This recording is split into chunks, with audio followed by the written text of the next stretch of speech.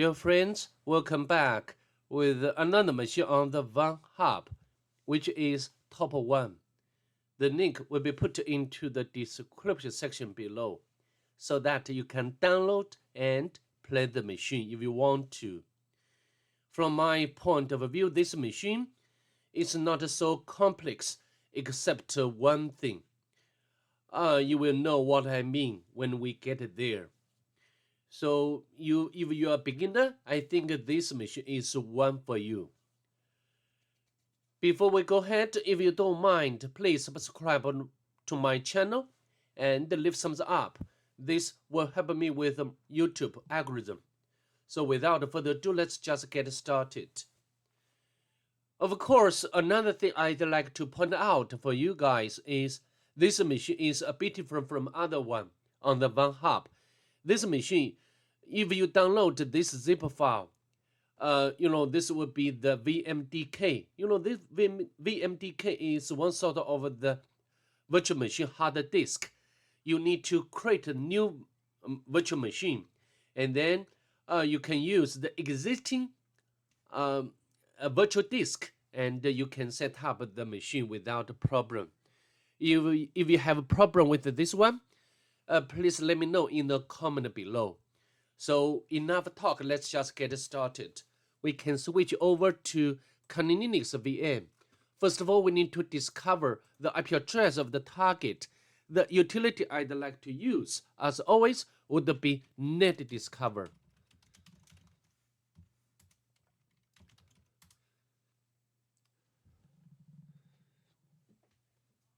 As you can see over here, the IP address of the target could be recognized as 138.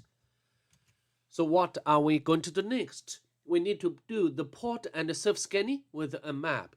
To save time of this video, I've already done before. So now we just get out its result.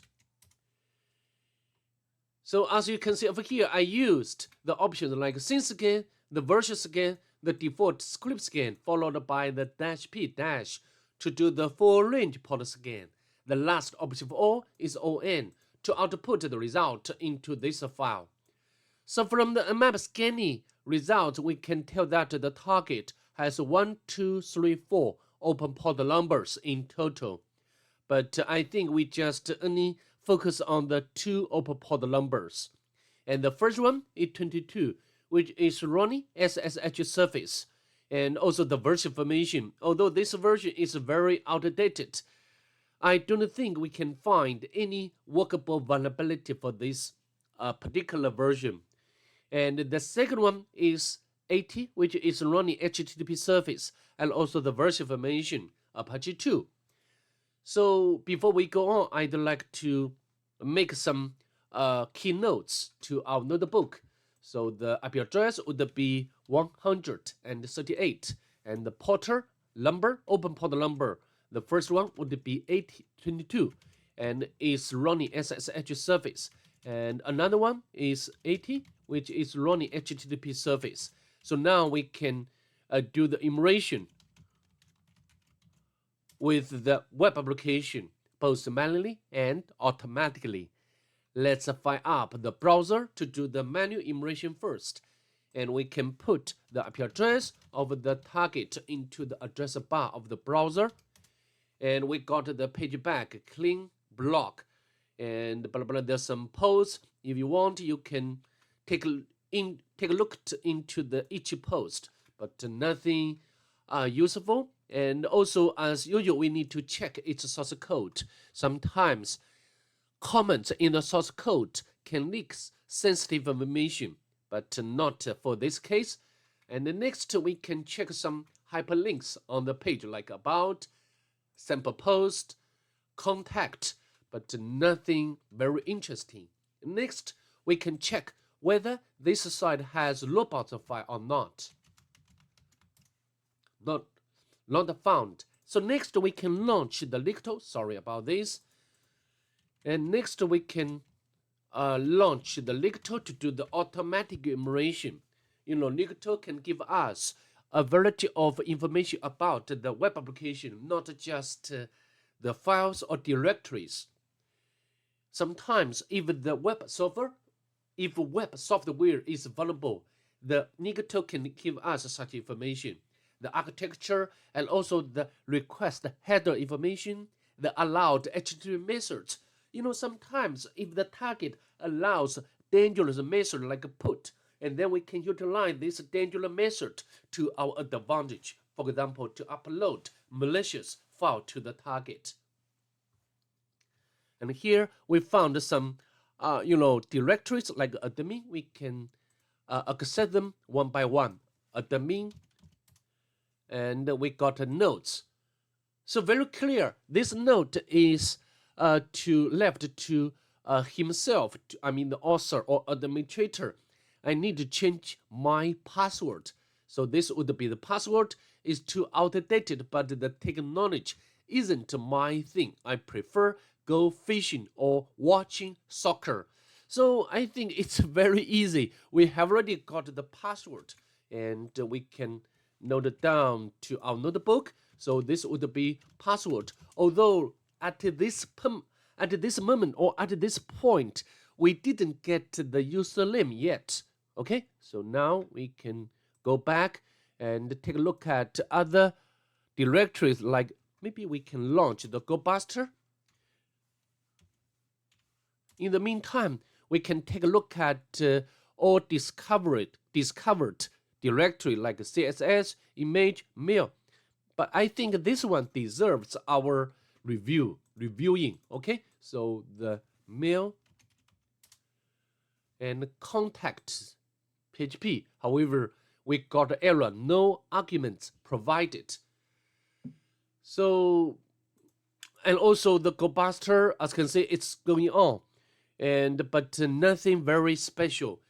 Although GoBuster found some pages like contact, but all of them are not useful for us from the perspective of penetration. So I think now we need to go back to the password. We need to get the username. So where to get the username? I think from the pattern of the the pattern of the password, we can guess that maybe the user would be Ted. Okay, so this is a very reasonable guess. So now we can try to use this password and also the username to SSH to the target.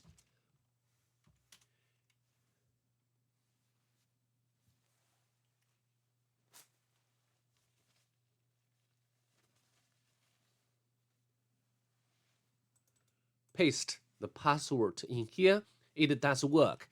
Now we need to do some local enumeration like ID to display the membership and membership of this current user, but nothing here. Next, we can check the files or directories under its home directory, and also we can check the bash history. Sorry, please ignore all of the commands. These commands are left when I did the machine the first time. Okay, so next we can check whether we can run the sudo command not found.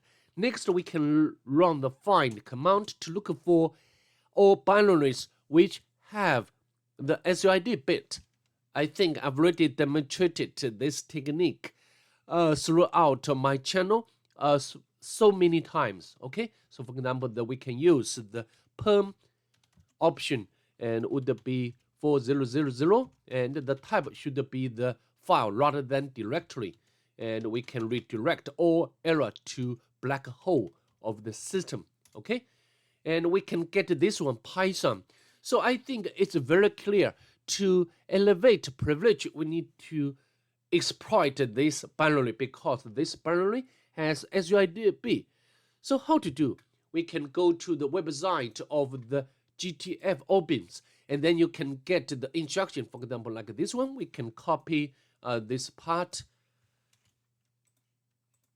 and we can run user bin Python and paste in here. However, we got an error, illegal option with this one. It's very easy. We just copy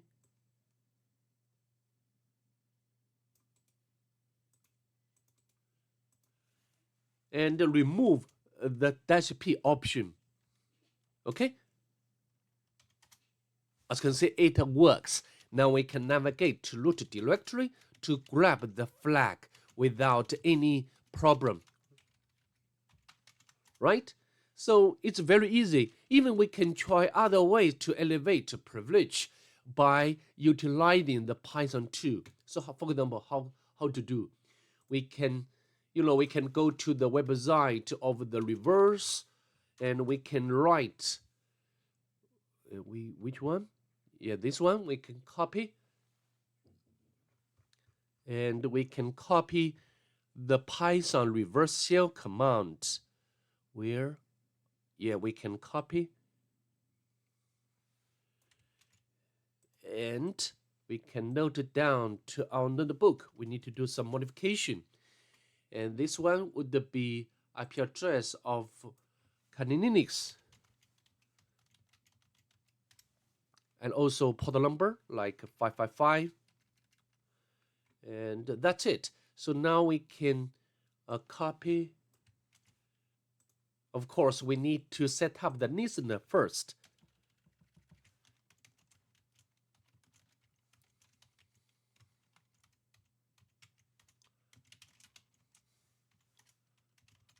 Okay, the listener has started up without a problem. Now we can run Bing Python 2.7 and paste in here. Let's press enter.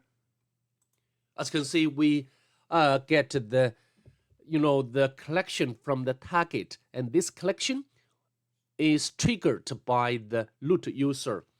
So we made the successful privilege escalation, and then again we can navigate to root directory to grab the flag.